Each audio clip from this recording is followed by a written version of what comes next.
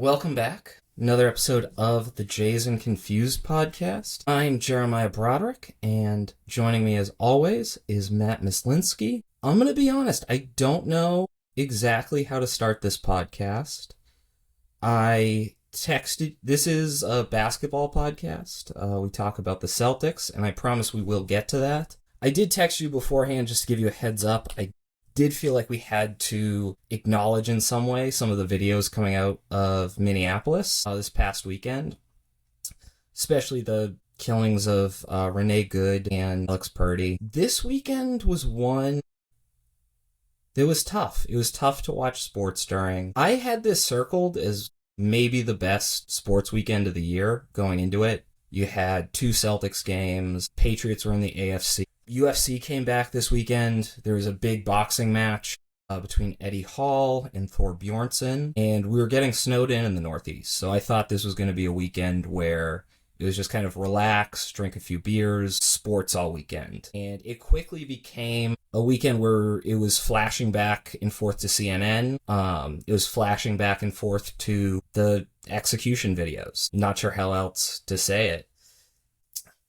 I realized it was very surreal and very disconcerting to watch all of that back to back. And because of just how our media ecosystem is now, I know that we were all doing that together in a way. And going from, seeing an unarmed U.S. citizen get held down by six men and shot execution style in the head to then immediately flipping on the Celtics game and being like, oh, Amari Williams is starting. Let's get pumped. And just knowing that all the players, coaches, commentators were also seeing that and jumping straight into reading a DraftKings ad with high energy just seemed really dark.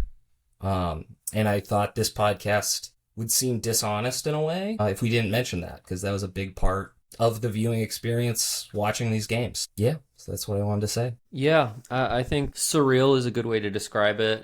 In your text, I think you used the word Orwellian, which I think is also fair.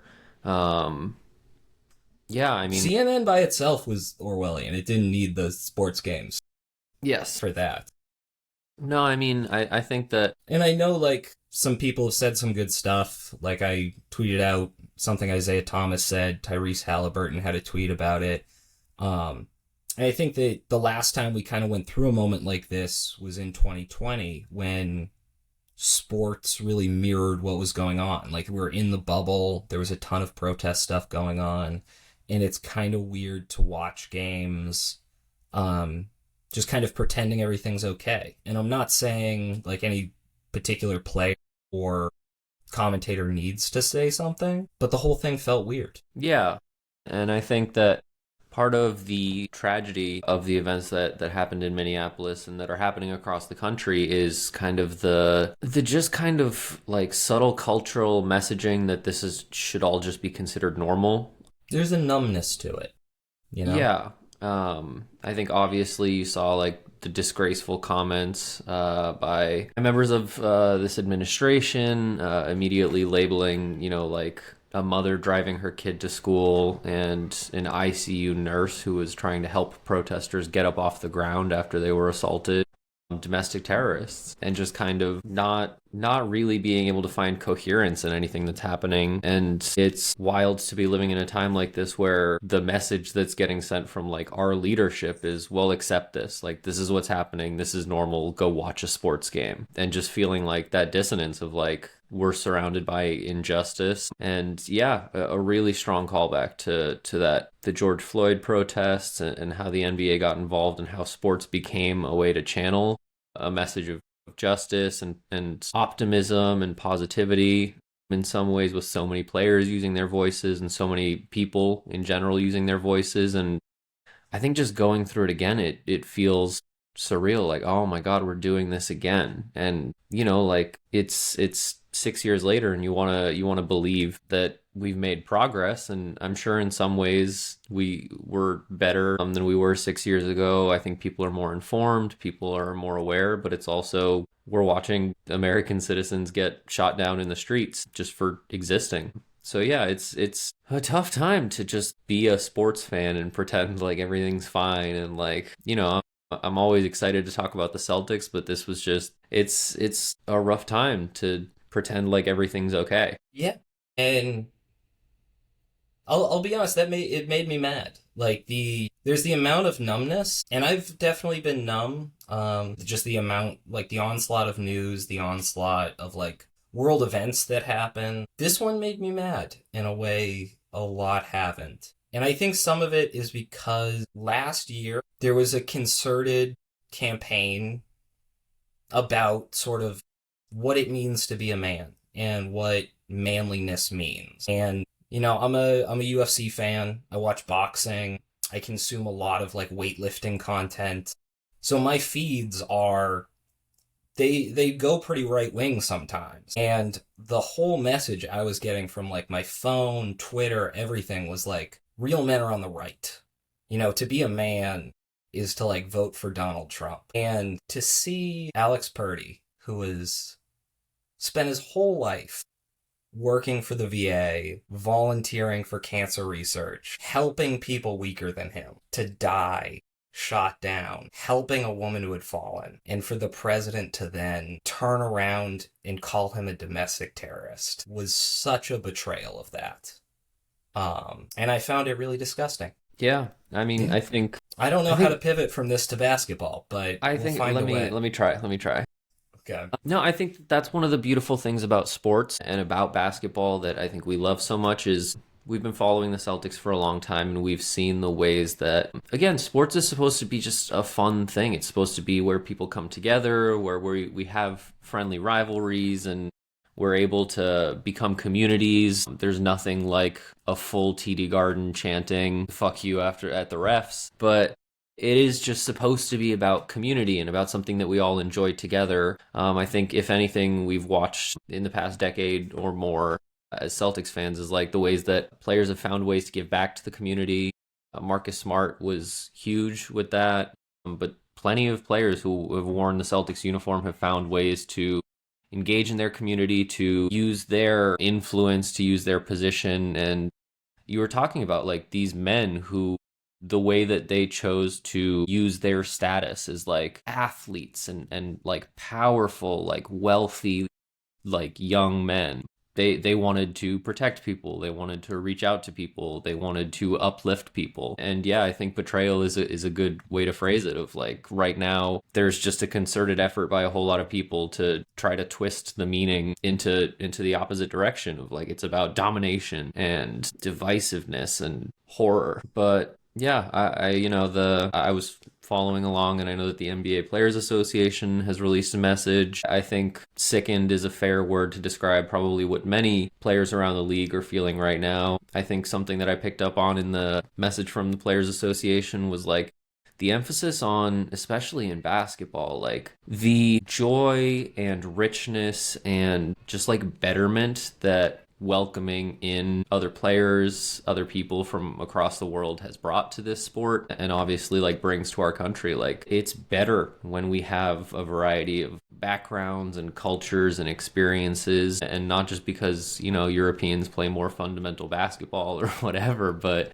like it's been such a treat like Giannis and his backstory and like it's just it's a tragedy that we're being peddled a lie that like sameness and everyone looking the same or acting the same or having to think the same is a positive thing when I think the NBA is a great example of just like damn when we welcome all people, when we let all people show their talents and exist in our space, like we're all richer for it. Yeah, I mean, I think it's a good pivot point to our British superstar Amari Yeah. Williams. Yeah. Got his first start yesterday. Was the big hero against the Nets Mhm. on the first day of the back-to-back. So probably played more this weekend than he has for the team all year leading up to it. What did you think? I heard a lot of Celtics media get really excited, especially about like the 3 minutes he played versus the Nets. Hold on, he got Oh, five five minutes minutes. versus I'm the sorry. I'm sorry. He got yeah. 5 minutes versus the Nets. But I feel like that 5 minutes generated probably more excitement than any 5 minutes of basketball in a long time. Yeah. So, I mean, we'll open with like the Celtics pulled off a thrilling double Yeah. overtime win against the Brooklyn Nets, blew a couple leads. I thought I was ready. I was at work watching that game, and I thought we had that game locked up. We were up by like six with less than a minute to go, and then I came back over and it was overtime, and I'm like, what the hell happened?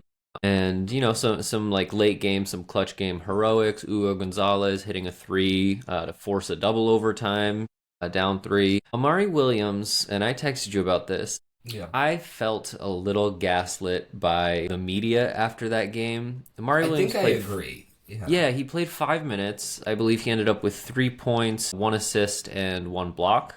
And like 4 missed closeouts. Yeah, the block, I want to be very clear, was a game saving Yeah. block. That's how we ended up holding on and getting a victory in that one. And you would think he was like the second coming of Robert Williams in those 5 minutes based on how they reacted after the game. I know the NBC Sports Boston team gave him the Tommy Award. He probably got like 15 minutes of time spent talking about him after the game. He was playing bad defense for 95% of that 5 minutes from what I was able to see. Like he was not in position pretty much the entire time up until that block was what I saw out there. Yeah, I've been on this podcast saying we need to play Amari Williams more for a while now. So I'm glad both he's have getting I'm for glad like he's getting months. the opportunities. And learning team defense is one of those things that takes some guys a little bit longer than others. But right now, he seems to just refuse to close out on 3-point shooters in a way I don't totally understand. Like his physical tools for playing basketball, his like lateral quickness, his passing, his verticality, his blocks. Like, he's got so many tools that we need in a center, but we're giving up 3-pointers at a crazy rate when he's out there because when it's his turn to rotate, he just doesn't go. And it's been pretty consistent in the playing time we've seen with him at this level. I've heard a lot of people pretty excited about him, thinking, he's going to start competing with Garza for minutes. And just with how, I know Garza's injured, so I could see him picking up some minutes, but with how good Garza's been, I don't see that as a possibility, really. Yeah, and I think, the common theme that we've been clamoring for him to get more minutes back when he was just like a two-way player who hadn't been called up yet earlier in the season. Keita had, I think, the ankle injury, and we were like, Amari Williams might finally get some run. And pretty consistently in the minutes we have seen him in, the biggest critique I think we've had, because I think we both acknowledge he has the physical tool and he's shown flashes. He's performed really well in the G League, but pretty consistently it seemed like an effort thing of like, he doesn't run back on defense particularly quickly. The rotating on closeouts, on shooters from the 3-point line. The other thing that I noticed, I think in that Nets game, was there were like just a fair number of possessions where someone was driving the ball against him and he was in solid position, and then they were just kind of able to get around him and get under the basket, and he was just trailing behind. I was like, I feel like from everything we've seen in the G League and everything, like he is just faster than this. And I was just like, I was expecting a little bit more defensively. Obviously, he's, I think, like 20 years old. So all of these are kind of expected hurdles that young centers especially have to go through and figure out how to play in the NBA. Obviously, it's a different pace, it's a different style. So I figured there would be like growing pains, but it seems like more of them are effort related than I expected they would be. And then just like the positional awareness on defense. What would even worry me more than that is I don't know if they're effort or if they're motor related. Like, is he able to run and give full effort on both ends of the court for 24 minutes in a game, for 18 minutes in a game? Is he able to just sprint around the court for extended periods? Because that's a big thing with bigs coming into the league. You can have all the tools in the world, but if you can only have your cardio up to the point where you can run for 30 seconds at a time, you're not going to be an NBA rotation big. And that's something we see with a lot of big men draft prospects that end up busting, is they're so good at so many things, and we just say like, oh, the cardio will come, and then it doesn't. And then you see bigs that go in the second round who aren't the most skilled, like a Rudy Gobert, who doesn't have like a lot of touch. He can't shoot. There's a lot of flaws in his game. But what he can do is he's over 7 feet tall and he can run for 20 minutes. And when you get to some of these bigger guys who are 7'1", 7'2", and bulky, it's not guaranteed that they can just get their cardio up to a point where they can run 20 minutes a game. So that's my main concern with him. If it's effort, I don't get that just because of how much effort Joe Mazzulla has been able to get out of other players. And this is like your big NBA opportunity. So if it's effort that's just confusing, my guess is it's more of a motor thing where he's getting gassed quickly. And I really hope he can get that under control and improve that cardio. Yeah, and I think, again, Keita's only 26, so he's it's an interesting, like, the veteran kind of role model for Amari Williams, but I do think that Keita is somebody that he can look at and hopefully learn from, where Keita's whole thing this season that we've talked about a couple times is, like, anytime play stops, if somebody calls a timeout, if it, like, they're at the free throw line, like, Keita has his hands on his knees and he is breathing so hard, and the big, like, one of the big steps that he's taken this year that we've been really excited about is, like, oh, he can play 30 minutes a game while keeping up that intensity level. Like, Keita is not, he's never going to be accused of laziness on the court or of, like, not hustling. And he's able to, again, he's been in the league for a few years and kind of been working on stuff and developing stuff, but his conditioning has gotten to the point where he's able to, like, keep up that intensity for those long stretches. I think if he has, you know, tips or tricks that Amari Williams can pick up, I think that would be a worthwhile kind of like mentor guy for Amari to look to. He did play 10 minutes yesterday as well, and, you know, didn't... Started? Yeah, he started, and... It was similar to what we saw before, I thought. Yeah, he did exist on the basketball court.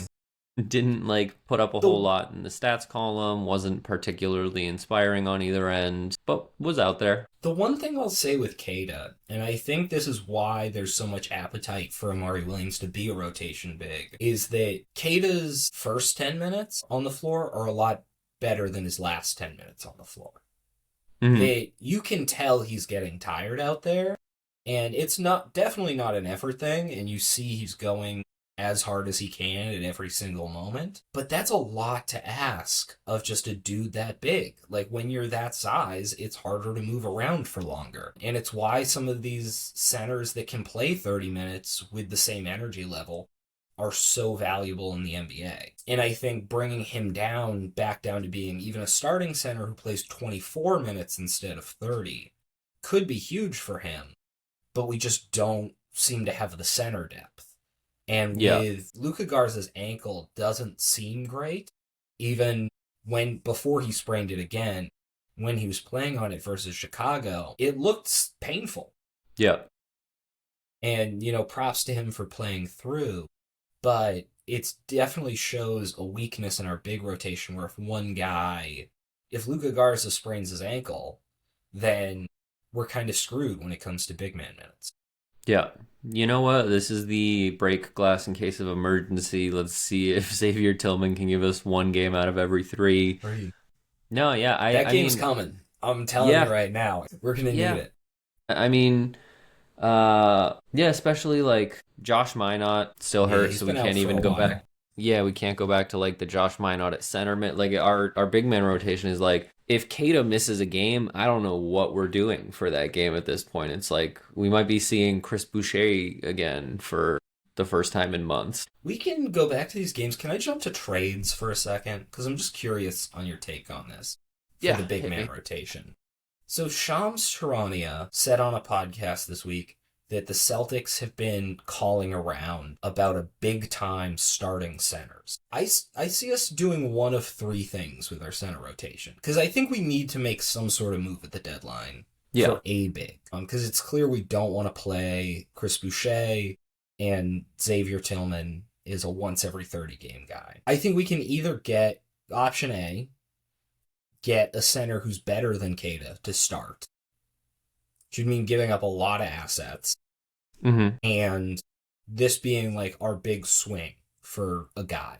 We could get a guy who's not as good as Keita. Option B, get a guy who's not as good as Keita, but is better than Garza. So we have like a real backup, and then Garza fits perfectly in that like third center, comes in, plays 8 to 12 minutes a game, and just like shoots a couple threes and gets a few offensive rebounds. Then there's like the pick up a buyout guy or swap Xavier Tillman for somebody and just get like a replacement level big so that when Luka Garza gets an ankle sprain, it's not a huge emergency.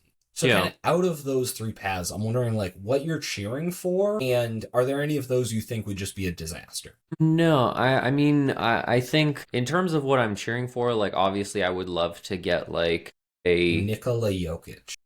Yeah, that's probably like he's kind of high on my list. No, I mean it's tough. I think there are a lot of really good centers in the league. Not a ton of them are immediately available. I know we've talked many times about Ivica Zubac, and the Clippers want to hold on to him. I think the Bucks, Giannis just went down. Is expected to miss at least a couple weeks pending the results of an MRI. Miles Turner is somebody that could be interesting, who's kind of like threading that needle of like, he's been a really good player on a finals team last year, and he's had success in the past, but isn't someone that I'm immediately like, especially he's having a tough season this year. I mean, he's shooting really well from three, just numbers wise his stats are down, where I'm like, he's not immediately like, oh, that guy's much better than Keita and our new starting center, but kind of feels like if Luka Garza's not there, I feel very comfortable slotting Miles Turner in. If Keita needs a day off, Miles Turner can start. For $25 million to be a Luka Garza replacement is rough. Yeah. That is not a good look. Like he's one of those guys, like if Brad did it, you could talk me into it afterwards. Yeah. But right now, I just don't see it. Like his rebounding isn't there. Last year, the Pacers were better when he was off the floor because of that rebounding and his ability to guard on the perimeter. So I just see him as being like a little too expensive. Yeah. And not enough of an improvement. I think there are a couple guys like that. You know what? The Knicks are shopping Towns. I'm out. Yeah, me too. Hard out. I've been a Towns fan since he got drafted, and even I don't want a piece of that. Yeah. Let me know when they're shopping Mitchell Robinson. Deal. Me know when that comes around. We can talk. Yeah. No, I think maybe if we can, like, if the Jazz are looking to, like, one of their kind of fringed center, they just have so many big men. If the Jazz are looking to part with one, I think they're under more reasonable contracts. I think there's a few centers around the league. I think the bottom line is, like, unless there's somebody that we're, like, clearly overlooking or forgetting, like, Zubac was the big swing center, and I don't see a whole lot out there that, like, feels like it's going to be a game changer in the way that it feels like this is our swing. Like Anthony Simons' contract is the asset we have to take a swing, and we kind of have to decide on that by the deadline. So, you know, we've talked about Brad moves in silence and you don't entirely know what he's going to do next, but I think the most likely situation, and one that I think I'm okay with, is just kind of adding depth in a guy who's going to be very solid, maybe add more perimeter shooting from the big man position, and obviously with an emphasis on rebounding and rim protection. But yeah, I don't think we need to try to swing for the fences at the deadline. Yeah, I think I'm right there with you. And just thinking, I'm assuming Zubac is off the table. So I was a little concerned when I heard Shams' report that teams were getting calls from the Celtics about like a big time center, just because I think the draft might even be a better time if we're going to make a big swing, because more guys will be available. The Celtics will be able to trade 4 first-round picks instead of 2. That $22 million trade exception will still be there. So, like, looking at guys like a Day'Ron Sharpe. That's a name that I've heard. I do like Day'Ron Sharpe. He was rumored he would be on our team. We have a $6.2 million team option with him next year, so you could keep him around. I don't know that he plays over. He definitely doesn't play over Keita. He'll probably take some minutes from Garza, but it would be like a 3-center rotation. Which I think is solid. Yeah. There's a center that I don't know if we've ever mentioned on this podcast, and it's not going to happen. I don't think this team has any incentive to trade us this guy, but it's just somebody I've always wanted to see on the Celtics, who I think would just be a fun fit on this team. Steven Adams, man. Oh, yeah. I love Steven me some Adams Steven would Adams. Get some techs. for Yeah. Jaylen Brown. All year He I've been would saying, be great culturally, and just kind of what he provides on the court. That's just something he I would was thinking start about for was us, like, I think. I think I would start Steven Adams over Kata. I mean, Steven Adams is getting a little Healthy. up there I in mean, years. I'm like, if we can play him 20 plus minutes off the bench, I think that's fine too. But yeah, it's just, but yeah. yeah, no, those are good names. I still like, there's a few teams like the Bulls and the Grizzlies that I find appealing just because of the number of trades you can make. Like the Bulls have Vooch, they have Zach Collins, they have Jalen Smith for bigs, and then they have like Kobe White, Ayo Dosunmu, Trey Jones. And if we're sending out Anthony Simons, we're looking to get a guard replacement and a big back. There's just a lot of combinations of those 6 guys you can make. And the Grizzlies have a similar thing with like Brandon Clark, Santi Aldama, and then a few of their guards on the bench that you can kind of just mix and match. Like, I don't know how they value those guys. There's trades you could figure out there pretty easily that wouldn't be massive draft picks going out, Yeah. but would work on paper. Yeah, I forget if it might have been like Keith Smith or John Corrales or somebody was doing like Celtics possible trades, and I saw Santi Aldama come up on one of those. I think the Bulls, just because of how many guys they have, it feels like they almost need like a consolidation trade. So I think there's some possibilities there. I had a thought and it's completely run out of my brain, and I'm gonna hope that it comes back. But no, there it goes. That's what alcohol will do to you. We can go back to the game. Did you, because I came out of these 2 games being more concerned. I remembered real quick. Oh yeah, we can go back. Hey, Celtics fans, come here. Let go of this fantasy about Triple J. It's not happening. I've seen this popping up more and more where it's like, yeah, the Celtics are trading 5 players for Jaren Jackson Jr. And I don't know what, I think like it honestly feels like it's mostly rage bait for me at this point, but it's just all over Facebook and social media. And I'm like, that's silly. Yeah, I have seen the post you're talking about. And the number of Celtics like uniform edits I've seen with him are getting a little out of hand. I think it's weird because Anthony Simons and Sam Hauser work as the trade. Mm-hmm. Like if I was putting together a trade, it would be like, yeah, we do those 2 contracts and then our 2 tradable draft picks and 3 swaps. Like that would be, but they like put extra salary in. Like they make the trade not They're throwing work other on guys in there. Yeah. Like I don't even like I've seen some where I don't even think the Grizzlies can take back that many guys. Like they make the trade not work under the salary cap. Yeah. For like no reason. It's weird. Yeah, again, it feels like rage bait, but I just wanted to get that out of the way. Because you mentioned the Grizzlies as a possible trade partner. Rage bait successful. Yeah, it worked. So I came out of these games a little bit more worried about our late game execution than I have been previously. I know it's been like a stat that we've lost a lot of our close games this year, and I know we won the Brooklyn game, but to me I felt like we got more bailed out in that game than we executed well down the stretch. There was the one play where Hugo Gonzalez gets the wide open 3 in the corner that I've probably watched like 4 or 5 times now. And it doesn't seem like there's a play being run. Like, Amari Williams was in to screen, started in the back corner. We needed a 3 to tie. Joe Mazzulla realizes we need a 3. So why have a guy who Amari doesn't Williams shoot threes out there? Yeah. Does that last minute swap where he throws in Hugo. Hugo doesn't seem to know what the play is. He's confused. Peyton Pritchard lifts his hands up like this and turns to Jalen and is like, what are we doing? Like, you can see his lips be like, what's going on? And then Jalen just runs to the ball because he's like, there's no play. I'm just going to get it and throw something up. The defense is expecting Hugo to screen for Jalen. When he sees Jalen cut, he runs to the corner. Michael Porter Jr. takes his eyes off him. Michael Porter Jr. doesn't pivot well, probably because of his back injuries. But well, they double Shireman on the inbound, which I thought was a wild decision. I forget who 21 is, but he was the guy who should have been guarding Hugo.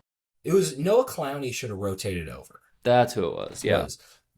But Noah Clowney didn't think a guy was going to be in that corner. Like, I mean, as soon as Michael Porter Jr. lost him, he should have rotated over, but also Michael Porter Jr. should have stayed with him. So there was two guys who just blew their assignment. Ugo just walked to the corner. Also, props to Baylor for making that pass.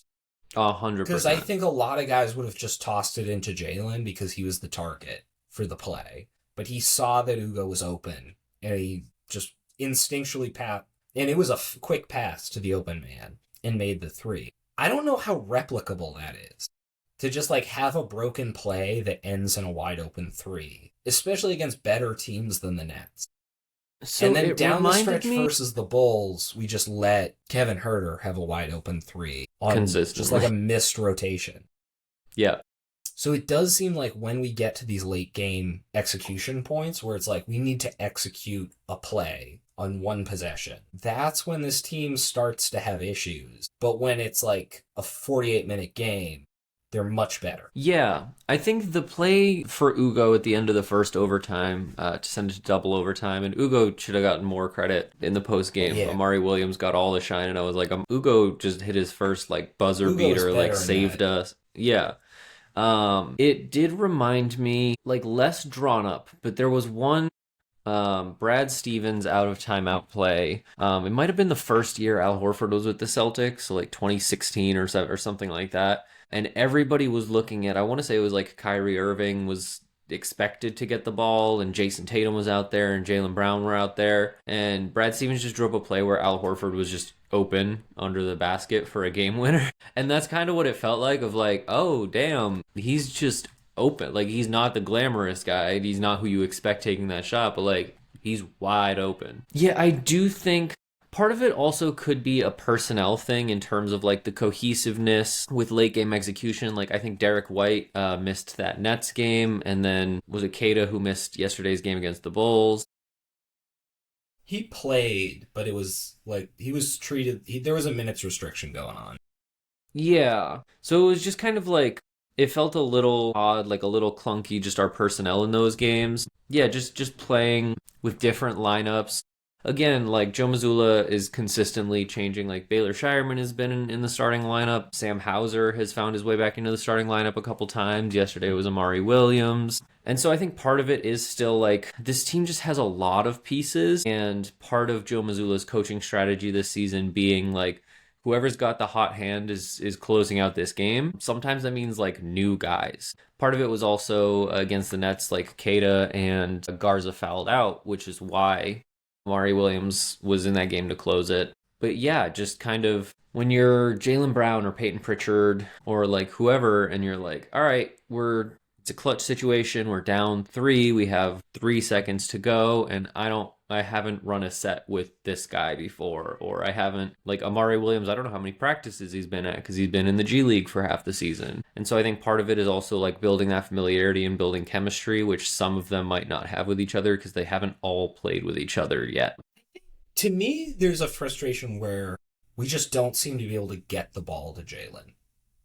Yeah. Because typically at the end of games, hopefully you want a bunch of guys who can pass and hit a one-on-one shot. Like having a guy who can catch the ball and get a shot if you cover him one-on-one or pass it to the open man is ideal. Like we've seen it for years with like LeBron and KD, like these big wings that you can run a play, and for them to shoot, if it doesn't work, you still get them the ball and they will either get doubled and you'll get an open shot, or they'll shoot it one-on-one. And you can live with that either way. For this team, this should be Jalen. Like, it should the ball coming off a screen and gets the ball after, like, a misdirect to try to get him an open lane to the basket. And if that doesn't work, then he's isoing or passing out. But it seems like every time down the stretch, we'll run a play where Jalen's the first option, they'll double or just clog that lane, and we'll end up with just like confusion and some weird heave at the end of the shot clock. Like we saw before going to the first overtime where it bounced like off of Jalen's hand and then ended up with Anthony Simons like half court heave. And I don't know how much that is like the other guys not being able to execute the plays.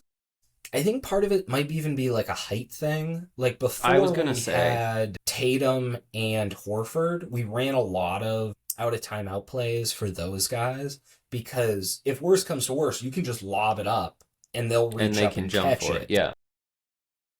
Jalen's pretty athletic, and like I know he's 6'7" and not 6'9", but it feels like we should be doing a better job of getting him the ball. Well, that's something that it feels like has kind of been consistent throughout the season. And like one of my biggest fears early in the season, when we were still like, before we had kind of found our stride at the beginning of the season, we had lost the first three and we were kind of dropping ticky tacky games here and there.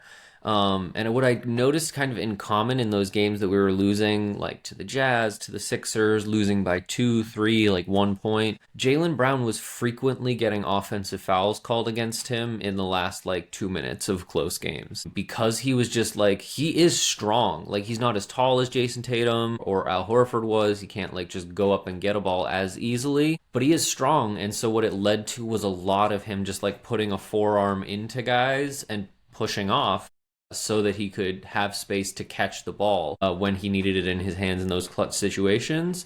That has gone down throughout the season, but again, it doesn't feel like we've addressed the actual issue of like, how are we getting the ball into his hands when he needs it? Yeah, and I think that's something that executing the play has to help with. Like, because we just had like him, Hauser, and Pritchard start in the backcourt and then all walk in direct like line. Like three of them just walked into the front court, no like cutting around. There was nobody there to screen for them. And that compared to like what we used to see with Brad Stevens was like totally different. And I mean, that was a much more veteran team. Those guys had been around the league for a long time. They played together for a long stretch. But we were able to get the ball to Isaiah Thomas every time.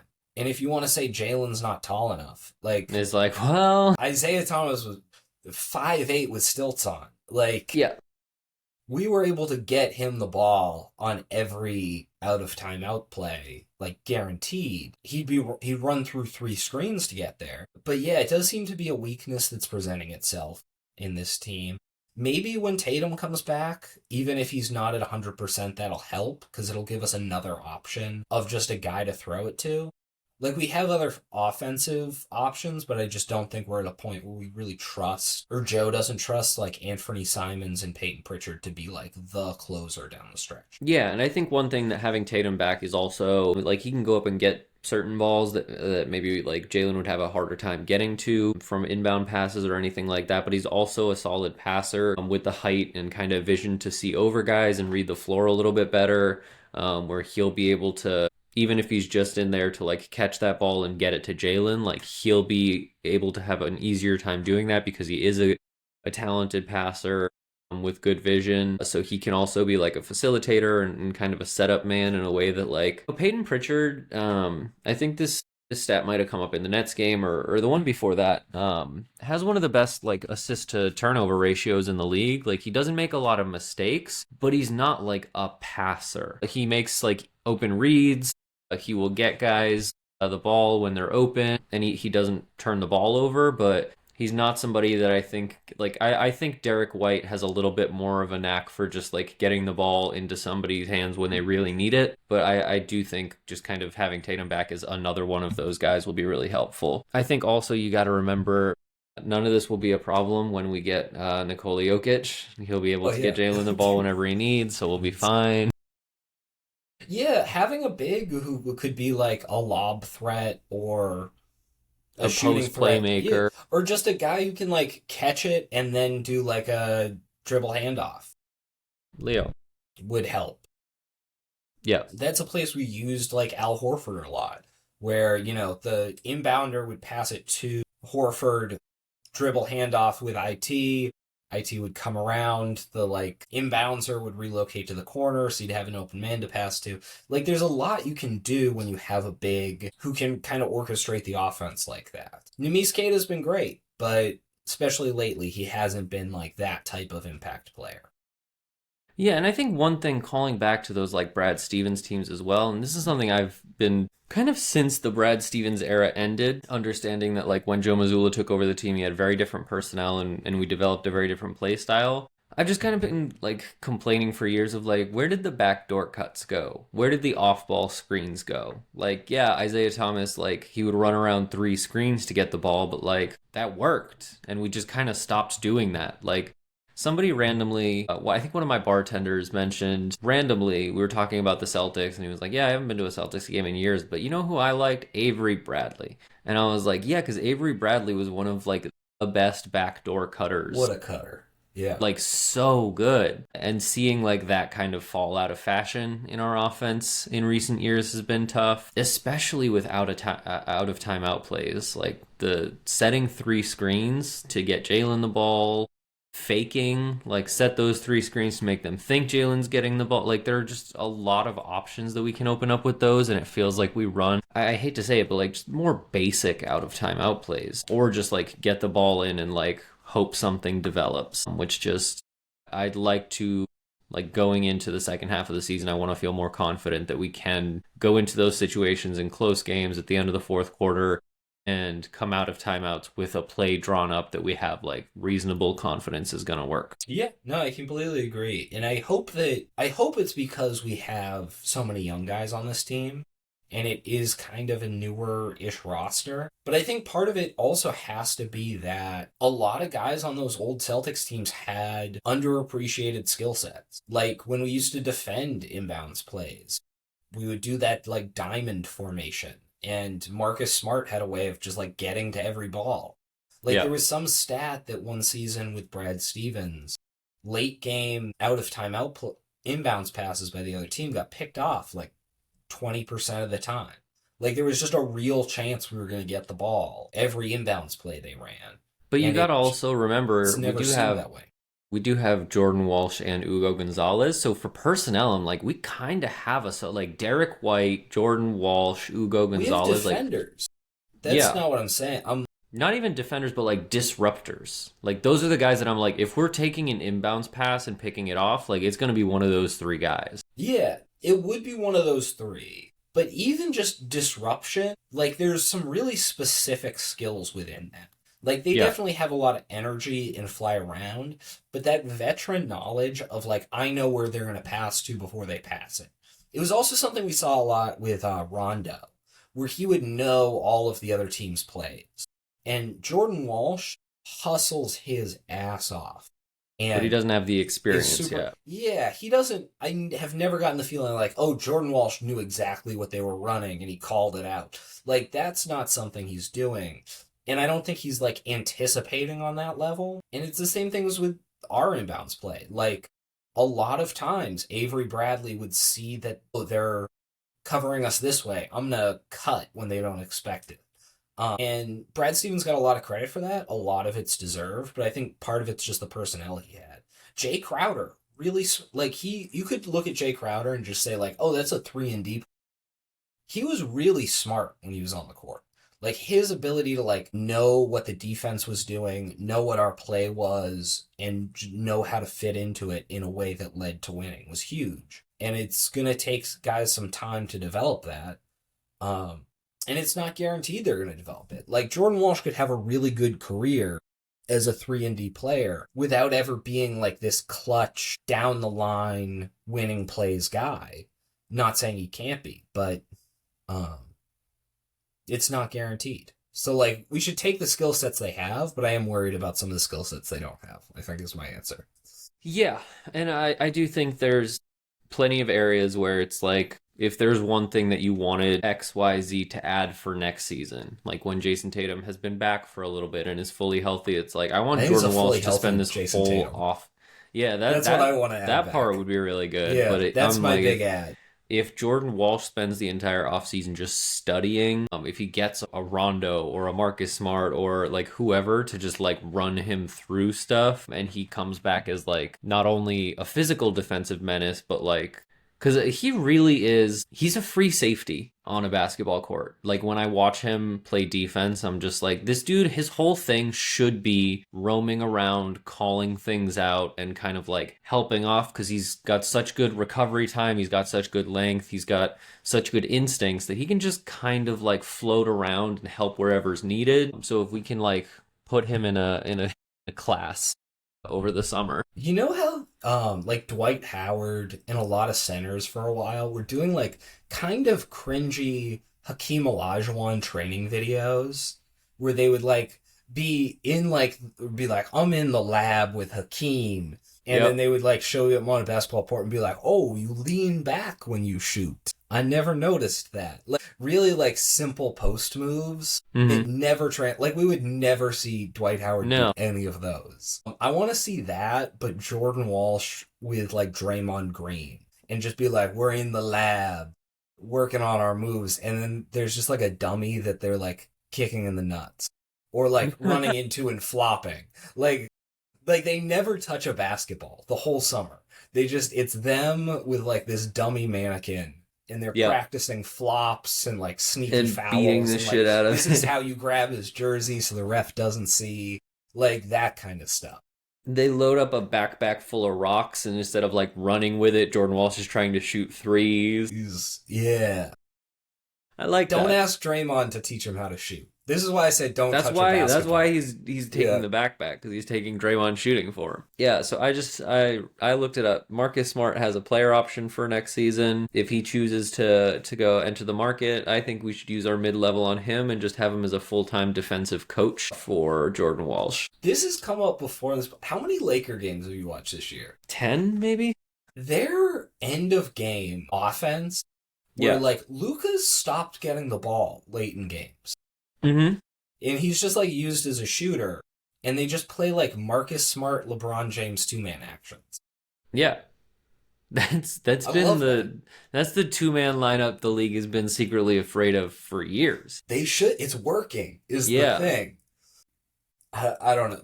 There was who did I see them play? I think it was the Clippers because it was like their rivalry matchup where it would be they would run a set where LeBron would bring it down, pass to Marcus. Marcus would run to the top of the key with the ball. Ayton would set a screen. LeBron James would just sprint around it, and Marcus would just like flip it up over. And they ran that play like 6 times in a row.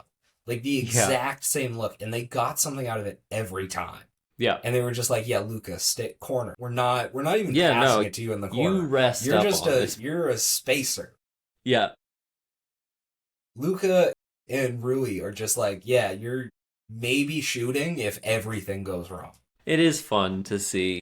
It bums me out outside of, having Marcus Smart be on the Lakers, but also probably makes it more likely that he stays there for I thought it longer. would bum me out more than it has been because I thought Marcus would just be like in the corner, It's when like they let him like underappreciated. run the offense Yeah, that I'm like, "Oh, shit, they like get all it." right, respect. Yeah,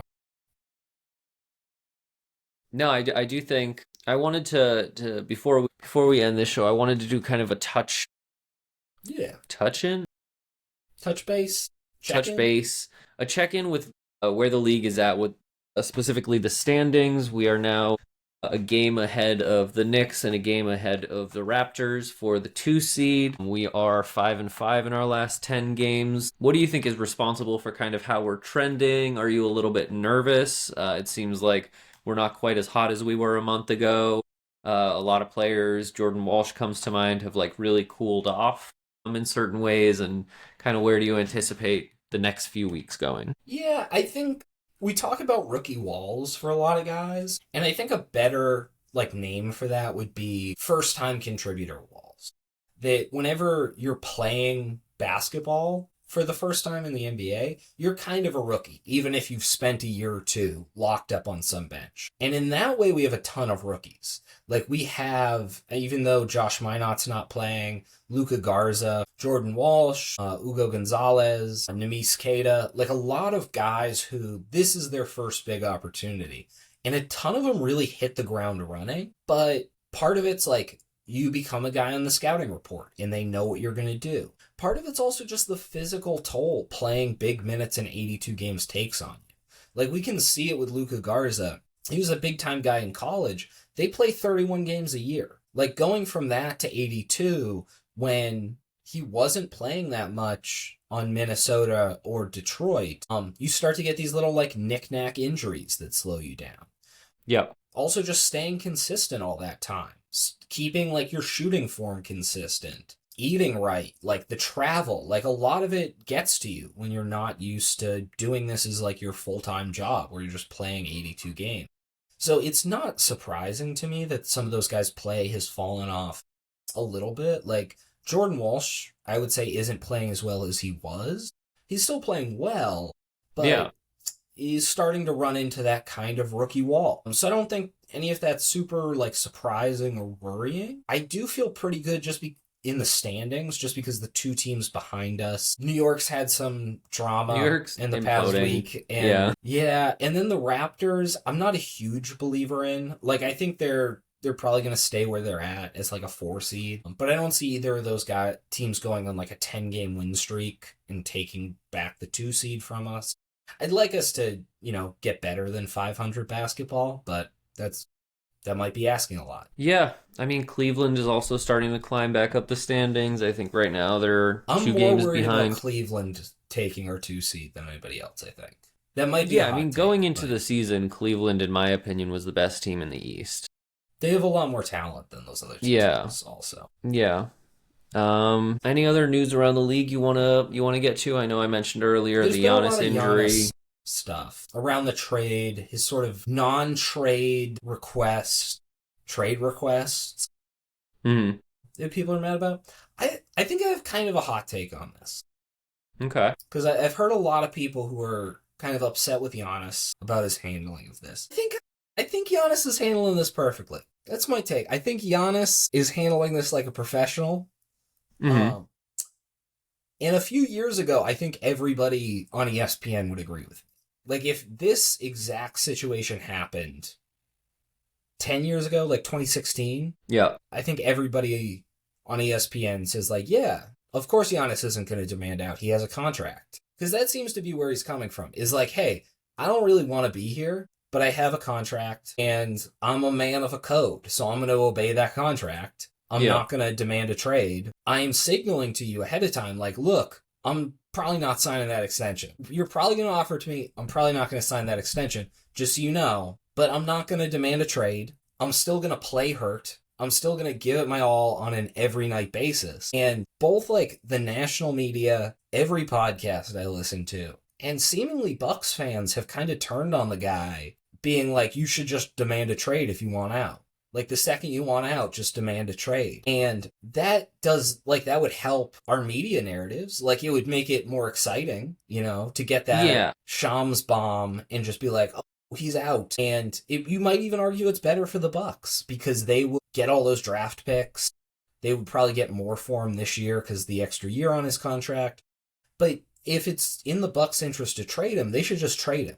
Like, Giannis doesn't need to give them permission to trade him. He signed a contract that has a trade clause. He's given them the update that he's not that interested in signing long term. Now it's on them to make a decision if they want 2 more years of Giannis or if they want to trade him in for draft picks. And I understand that's a tough decision for them to make, and it would be easier on the front office for him to just say, you need to trade me. It's my decision. But that's what they get paid for, is to make these decisions. Yeah. I think the narrative around it, especially kind of like the outside pressure, the horde of people who are like, he should just do it already. It does feel reminiscent of Damian Lillard, who had, like, before he asked out of Portland, had so many, it felt like 5 years where every single year it was just kind of like, yeah, Damian Lillard really should ask out. He's just too loyal. He's just such a good guy. He's so loyal to this organization and this franchise. And it took so much losing and so much, like, just bumps in the road. Toxic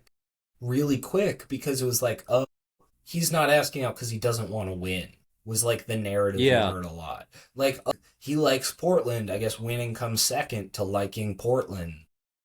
I've been to Portland. I get it.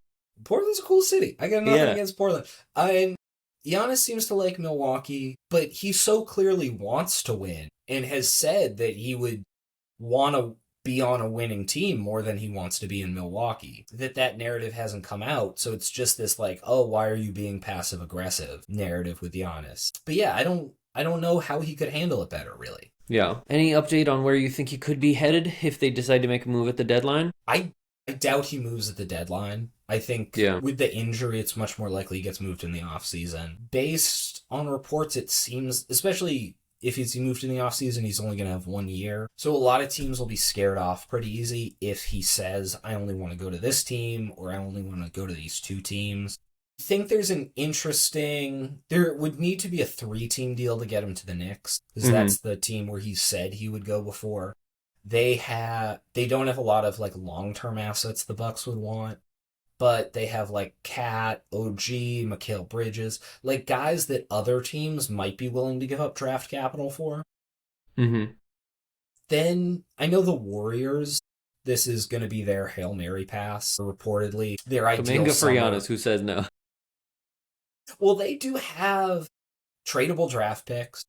They have Moody, they have Pods. Moody, Pods, and then if you can get a first and a salary back for Kuminga, you can kind of start to build out the process with that. Or if it's Kuminga's expiring next year, if they don't do a Kuminga trade, and it's like Kuminga's expiring at $22 million, Moody, Pods, like you can kind of build those salaries together and just give them like a lot of young, workable guys with some draft picks. You know what? We can do that. If we're on Giannis's list, because I know they've been recruiting him. Yeah. So yeah, maybe if he says Boston, like let's start getting in his DMs. Yeah, I'm down. You and me specifically start getting in his DMs. Yeah, we're the 2 that will really recruit Giannis. If he comes, we should take credit for that. I think we will. I'm already planning on it. Typing it up right now. All right. You got anything else? No, I mean, started this one on a heavier note. I hope everybody is staying safe. I hope, the Northeast, we're snowed in right now. I hope everybody's staying warm, and I hope everybody is finding ways to stay sane and stay connected to each other, stay hopeful, and stay rooting for the Celtics. Yeah. Stay safe, everyone. Keep warm. Always. Thanks for listening.